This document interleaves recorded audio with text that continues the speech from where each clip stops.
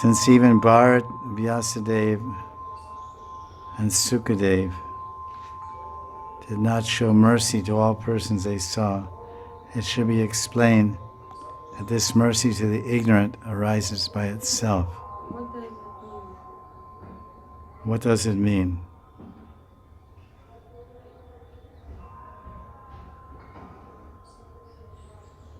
Well, it's basically a principle everywhere with wisdom teachers. Any spiritual teacher who has spiritual knowledge, that's why they're using the analogy of the mountain. Right after that comes the analogy from the 10th canto, chapter 20, which describes the monsoon season. It's called the monsoon season, or rainy season in Vrindavan. That's the name of the chapter. 10th canto, chapter 20. So the mountains, so much water falls on the mountains. And then the water, it's told according to the Vedas, the mountains are alive, the mountains have a mouth, like we drink water and keep it in our belly. So the mountains drink the rainwater through the mouth of the mountain, and they store it inside of themselves, in their bellies. And then it's there, and sometimes they have what they call waterfalls. And if you go to the Himalayas, if you go to Badrinath, I've personally seen myself, as you pass through Rishikesh and go on to Devprayag and Joshimath, and I've been a few times over there, Badrinath, and because it opens like in June or May, so it's very hot. It's been a long time since the rainy season. So you see the whole mountain and just dirt and very dry. Then you see some very shiny black thing, like some black thing, and then it's all brown on both sides, and there's this black line going down the mountain, looks like cudgel or something. And I said, what is that? I couldn't tell, I can't see so far away or whatever. So that's a dried up waterfall. And that's the water is falling there. That what you're seeing is black, that's all smooth rocks. The rocks have been polished by so much water falling during the waterfall. And I said, and they said, if you go up there, you see that's the mukh. Mukh means mouth. So there'd be a black line that goes up, not even to the top of the mountain. It's towards the middle. There's a hole, looks like a cave. He said, this is the mouth of the mountain. He said, so in the rainy season, then the water will come out. So that's exactly what it says. During the monsoon, the mountains sometimes release their stored water and sometimes do not. Just as realized devotees sometimes speak Harikatha and sometimes don't. So this line follows the previous line, which you have a question is that Vyasadeva, Shukadeva, and Bharat, that they didn't give their mercy to everyone they saw, and that's a fact everywhere. When anyone who has transcendental knowledge, it's somehow they preach to some people, but not everyone. Or if they're a book distributor and they're distributing transcendental knowledge, either it's in your heart and mind, and you speak it to whomever you want, when you want. Like you go somewhere and someone might say, "Oh, can you speak some Harikatha?" No, I don't feel like. So, I'm not giving mercy. That prerogative is with me.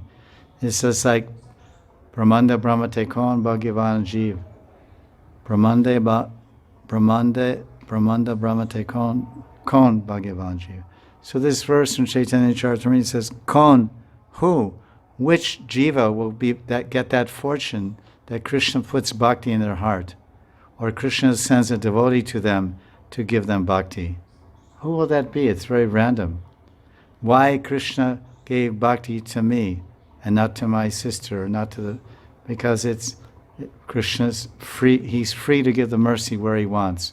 The cloud is free to pour the rain where it wants. Sometimes it rains in Vrindavan, not in Radhakund. Very often. You come there and your rickshaw is all wet. When you get here, everything's dry. I've seen people come, their old dhotis are all wet. Oh, it's all flooding on the road. And we get here, there's no rain. So the cloud is free to pour. So that's what it's saying, that Shukadeva, they didn't show their mercy to everyone they saw. And so it should be explained that this mercy to the ignorant arises by itself. Of course, so either you get mercy from the devotee or you get mercy from the Paramatma or from Bhagavan. Because the word here is used is mercy. Kripa, Karuna, Anukampa, Anugraha. These are different words to mean mercy. So mercy means receiving something you don't deserve. You don't deserve it. It's nothing. You don't do anything to get it. You just get it. You don't deserve it. So that mercy, it says that this mercy arises by itself. It's not exactly the correct English, because nothing is happening by itself. Basically, it's Acharya Chaitya Vapusha. Krishna appears in two forms, Uddhava Mahashaya says in the 11th canto, to guide those that he wants to guide. Whomever Bhagavan Sri Krishna wants to guide to his lotus feet, he will appear in two forms as the Acharya Guru, Shiksha Diksha Guru, or as the Chaitya Guru, Paramatma Antaryami in the heart. So the so-called ignorant people are those, no, not so much, like every once in a while. The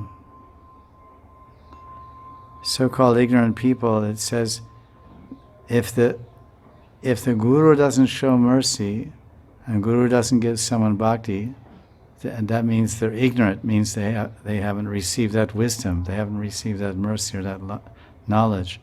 Then at some time later, Krishna may allow that mercy, or may show his mercy, and they receive wisdom or guidance in their heart.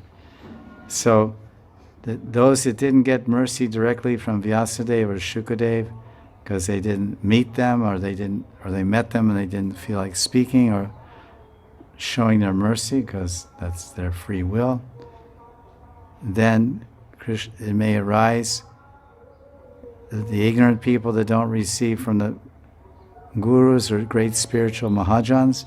These are Mahajans, Vyasadeva and Shukadev, the 13 Mahajans. Then it may arise not by itself, because mercy doesn't arise by itself. Mercy comes from outside.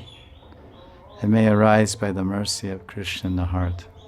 That would be a more correct way to say it. Because to say it arises by itself makes it sound like everything's impersonal. And it's not. Especially Vishwanath Chakravarti's Tika. Sridhar Swami, being initiated and being in Vaitan, but leaning towards Vaishnavism because he worshipped Nrsingadev, he's basically a Vaishnava. He might say something like that. But nothing arises by itself. Sarvakarana Karanam, Krishna is the cause of all causes. The sun just rises by itself. The moon just rises. The waves just come and go. The tides rise and fall by itself. Everything's happening automatic. There's no intelligence. There's no person. There's no God. There's no system.